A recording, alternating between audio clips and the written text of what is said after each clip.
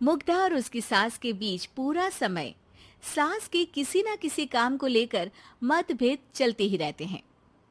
बहू, ओ बहू, जरा चाय बना दे।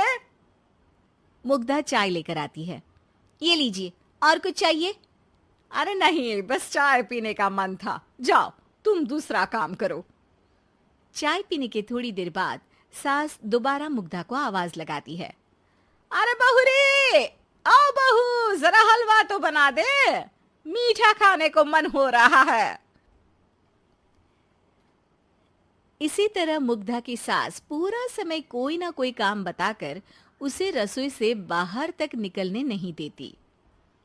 कभी चाय, कभी हलवा, कभी पानी तो कभी दूध, हर समय खाने को चाहिए और उसके लिए अपने हाथ पर बिल्कुल नहीं हिलाने। परेशान किया हुआ है इन्होंने। सास की जबरदस्ती परेशान करने की आदतों से दुखी मुग्धा एक शाम सचिन के साथ अपने कमरे में बैठी हुई बात कर रही होती है।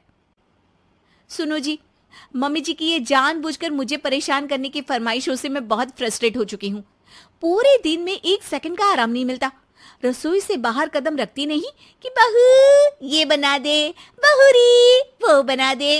अरे इनकी फरमाइशें चलती ही रहती है। अरे मुग्धा, माँ खाने की शौकीन है, पर उम्र हो चली है, खुद खाना नहीं बना सकती, इसलिए तुमसे बोलती है। अरे तो शौक भी उम्र देख कर रखने चाहिए ना। समझ में नहीं आता, हर समय फेविकॉल का जोड़ लगाए सोफे से चिपके बैठी रहती है। इतना सब डाइजेस्ट कैसे हो जाता है उन्हें? अरे तुम मेरी माँ से इतनी नफरत कैसे कर सकती हो? मैं उनसे नफरत नहीं करती जी, बस परेशान हूँ। जहां मुग्धा अपने पति से ये सब बोल रही होती है, वहीं उसकी सास भी कमरे के बाहर दरवाजे से कान लगाए सारी बातें सुन रही होती है और अगली दोपहर रसोई में मुग्धा के पास जाती है। बहू, आज ना मेरा कुछ मसालेदार खाने का मन है। तो चाय बना दूं? मुझे बहुत पसंद है। अरे ना, ऐसा कर लिट्टी चोखा बना ले। और हाँ, जितना मसाला बातों में मिलाकर पति को सुनाती हो ना, सब्जी में भी वैसे ही डाला करो, खाना स्वादिष्ट बनेगा। सास की बात सुनकर मुग्धा हैरान रह जाती है। मतलब अब पूरा समय मुझ पर हुक्म चलाने के साथ बंद कमरे में हुई पति पत्नी की बीच की बातें भी सुनती है? अरे बात जब मेरी थी तो सुनने में क्या दिक्कत है? ये कहकर सास वहां से चली जाती है। अरे अब तो हद पार हो गई, इस तरह से तो ये मेरा जीना मुश्किल कर देंगी।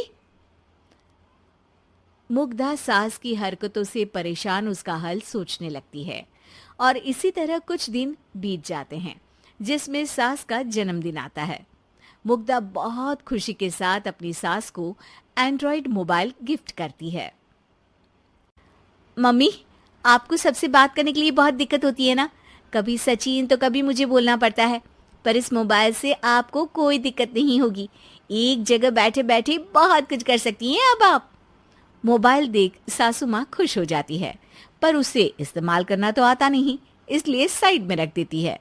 जिसे देख मुग्धा घर का सारा काम छोड़ मोबाइल सेट कर सास को इस्तेमाल करना सिखाने लगती है, जिसके बाद अब सास पूरा समय मोबाइल में ही लगी रहती है। हाय, जब से मम्मी को मोबाइल मिला है मेरी लाइफ में कितनी शांति आई है।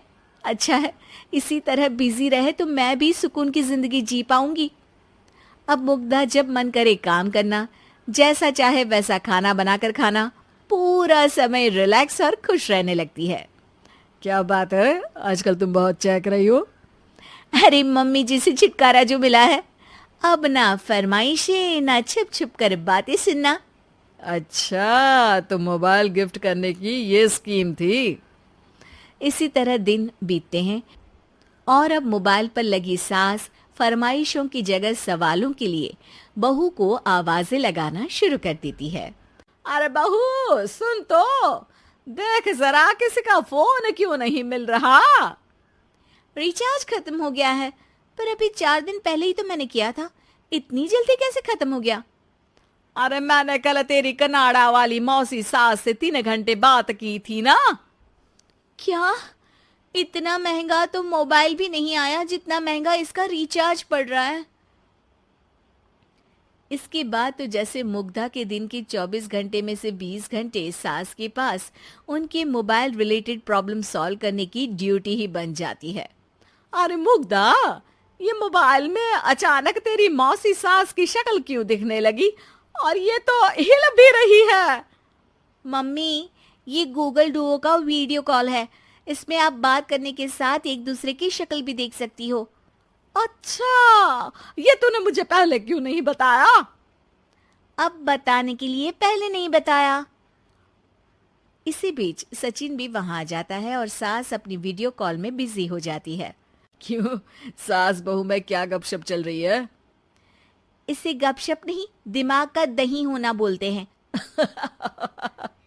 पर तुम तो मम्मी को मोबाइल देकर बहुत खुश थी, फिर क्या हुआ? हाँ, उसका सुकून भी कुछ ही दिन मिला। अब घर के टंटे खत्म हुए तो मोबाइल की टिंग टिंग शुरू हो गई। देखो भाई, कुछ पाने के लिए कुछ खोना तो पड़ता है। आखिर तुमने मोबाइल अपने फायदे के लिए ही तो दिया है, तो फिर सवालों के जवाब भी देने पड़ेंगे, क्योंकि जब तक उनके हाथ में ये फुंथरू रहेगा, तुम्हारी लाइफ में प्राइवेसी और सुकून रहेंगे। कहने का मतलब है अगर इससे प्यार बढ़े तो दाग अच्छे हैं। अरे मुझे पहले दिन से ही पता है मोबाइल किस मकसद से दिया गया है। भूलो मत, इससे पहले मैं बातें ही सुनती थी। सास की ये बात सुनकर मुग्धा शॉक में और सचिन हंसता रह जाता है।